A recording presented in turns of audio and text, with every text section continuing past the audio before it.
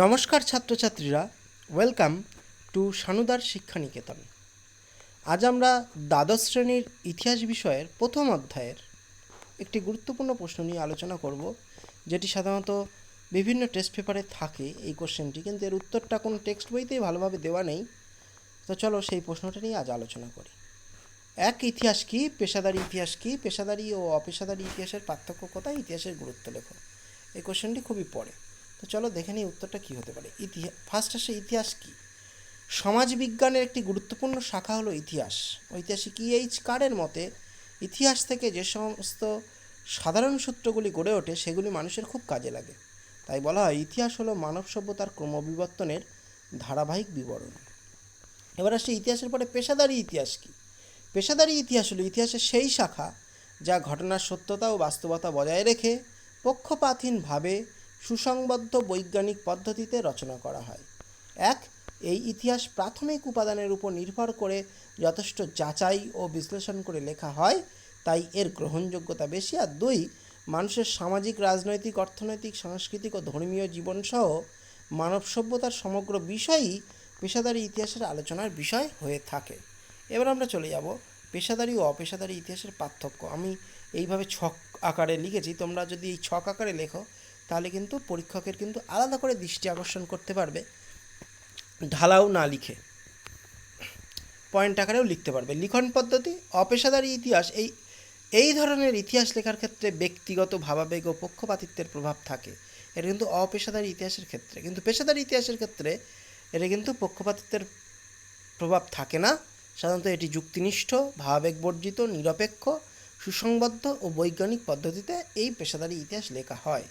এবার সে ইতিহাসগত চেতনা। বুদ্ধিজীবীদের ইতিহাসগত ভাবনা চেতনা পূরণে এই ইতিহাসের উপাদানগুলি অক্ষম, অথচ পেশাদারি ইতিহাস খুবই কার্যকরী ভূমিকা এক্ষেত্রে কিন্তু নিতে পারে। এবার সে যুগোত্তীর্ণতা। এই ইতিহাসের উপাদানগুলি ইতিহাসের আকর হিসেবে কাজ করে, কিন্তু যুগোত্তীর্ণ হতে পারে না। কিন্তু পেশাদারি ইতিহাসের ক্ষেত্রে শুধুমাত্র বর্তমানের জ্ঞানভাণ্ডারকেই সমৃদ্ধ করে না, ভবিষ্যতে চলার পথের দিশাও দেখায়। সৃষ্টির রীতিনীতি।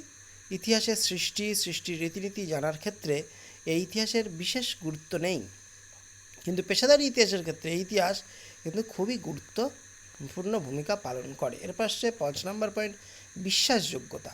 অপেশাদারি ইতিহাসের নির্ভরযোগ্যতা, বিশ্বাসযোগ্যতা খুবই কম, কিন্তু বৃত্তিমূলক শাখা হিসেবে পেশাদারি ইতিহাসের নির্ভরযোগ্যতা, বিশ্বাসযোগ্যতা তুলনামূলকভাবে অনেক বেশি। এর পাশে যাচাই ও বিশ্লেষণ।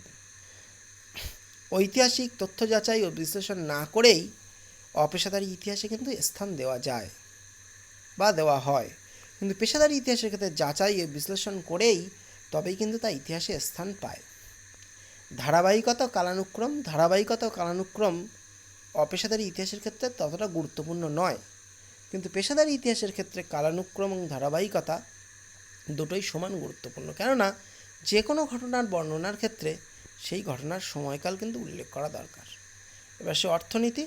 অপেশাদারি ইতিহাস রচনার ক্ষেত্রে অর্থনীতি নিতান্তই গৌণ ব্যাপার, কিন্তু পেশাদারি ইতিহাসের ক্ষেত্রে মানব সমাজে একটি গুরুত্বপূর্ণ দিক হলো অর্থনীতি, তাই পেশাদারি ইতিহাস একে বিশেষভাবে কিন্তু গুরুত্ব দেয়। এবার আমরা আসবো ঐতিহাসিক গুরুত্ব। প্রাচীন গ্রিক ঐতিহাসিক থুকিডিডিস ইতিহাসের গুরুত্ব প্রসঙ্গে বলেছেন, অতীতকালে যা ঘটেছে তার সঠিক জ্ঞান ভবিষ্যতে প্রয়োজন আসবে, কারণ মানুষের কর্মকাণ্ডের সম্ভাব্যতা নিরিখে ভবিষ্যতেও এই ধরনের ঘটনা পুনরায় সংঘটিত হবে। তাই সমাজবিজ্ঞানের শাখা হিসেবে ইতিহাস কিন্তু খুবই গুরুত্বপূর্ণ। এবার দেখেন এই কোন কোন গুরুত্বপূর্ণ ভূমিকা পালন করছে। এক, অতীতের আয়না। ইতিহাস হলো অতীতের আয়না। পৃথিবীতে মানুষের আবির্ভাব, তাদের বন্য বা অসভ্য জীবন, তা থেকে ক্রমে সভ্যতায় পদার্পণ, সভ্যতার ধারাবাহিক অগ্রগতি, সব কিছুই আমরা ইতিহাস থেকে জানতে পারি। ঐতিহাসিক বিউরি এবং র্যাঙ্কের মত হলো ঐতিহাসিকের কাজ হলো শুধুমাত্র অতীত পুনর্গঠন করা এবং অতীত ঘটনাগুলিকে পরিবর্তিত বা বিকৃত না করে উপস্থাপিত করা। 2 নম্বর পয়েন্ট, জ্ঞানের বিকাশ।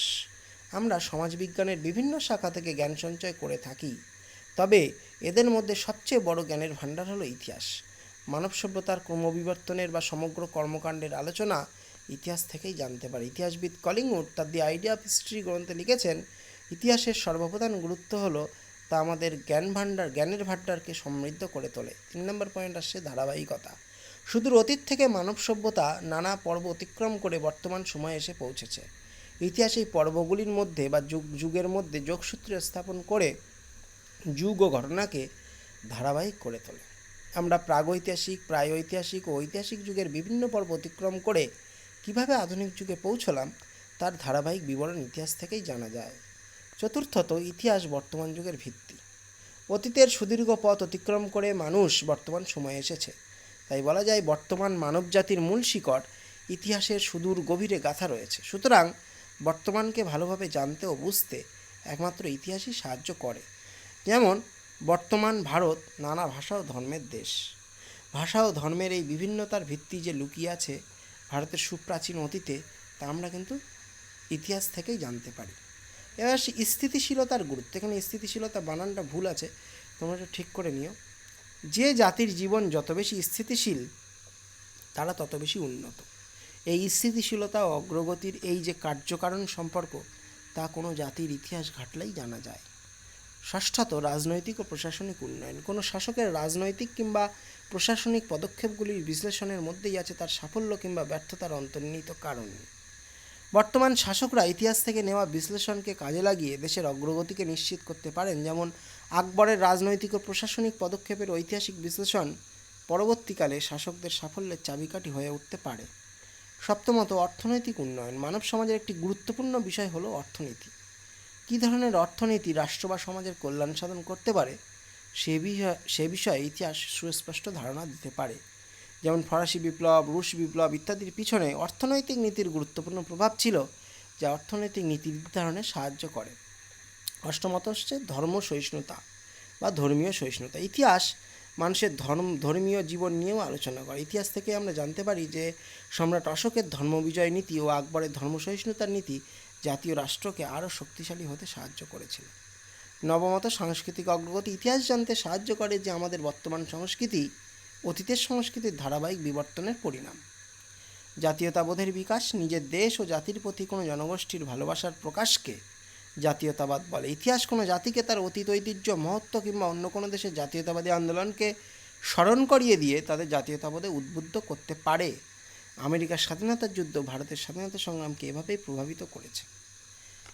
একাদশতম পয়েন্ট হচ্ছে আত্মপ্রত্যয়ের বিকাশ। ইতিহাস কোনো জাতির জীবনে আত্মপ্রত্যয়ের বিকাশ ঘটাতে সাহায্য করে। অতীতের বিভিন্ন মানবজাতির যুগান্তকারী কর্মকাণ্ডের কথা মানুষ ইতিহাস থেকেই জানতে পারে, ফলে তারা উপলব্ধি করে বর্তমান ও ভবিষ্যতের মানুষও চেষ্টা করলে তেমন কাজ করা সম্ভব। যেমন মারাঠা জাতির অতীত কর্মকাণ্ড বিপুল শক্তির কথাই শিবাজীর নেতৃত্বের মারাঠাদের মোগলদের বিরুদ্ধে রুখে দাঁড়াতে সাহস জুগিয়েছিল। দ্বাদশতম পয়েন্ট, দুর্যোগ সম্পর্কে সতর্কতা। বিভিন্ন দুর্যোগের ফলে অতীতকালে বহু জনজাতির সীমাহীন ক্ষতি হয়েছে, যেমন ৭৬-এর মন্বন্তর। পরবর্তীকালে বিভিন্ন ঐতিহাসিক গবেষণা করে দেখিয়েছেন কিভাবে তা প্রতিরোধ করা যেত। ইতিহাসের এই তথ্য পরবর্তী প্রজন্মের দুর্ভিক্ষ প্রতিরোধে কিন্তু সাহায্য করবে। পরবর্তী পয়েন্ট, পররাষ্ট্রনীতি বিষয়ে জ্ঞান লাভ। ইতিহাস বিভিন্ন দেশের পররাষ্ট্রনীতি সম্পর্কে আলোচনা করে। এই নীতির বিশ্লেষণ কোনো দেশের পররাষ্ট্রনীতি নির্ধারণে সাহায্য করে থাকে। ভারতের পঞ্চশীল নীতি পরবর্তী সময়ে তৃতীয় বিশ্বের পররাষ্ট্রনীতিকে গভীরভাবে কিন্তু প্রভাবিত করেছিল। এবার আসবে মূল্যায়ন পয়েন্ট।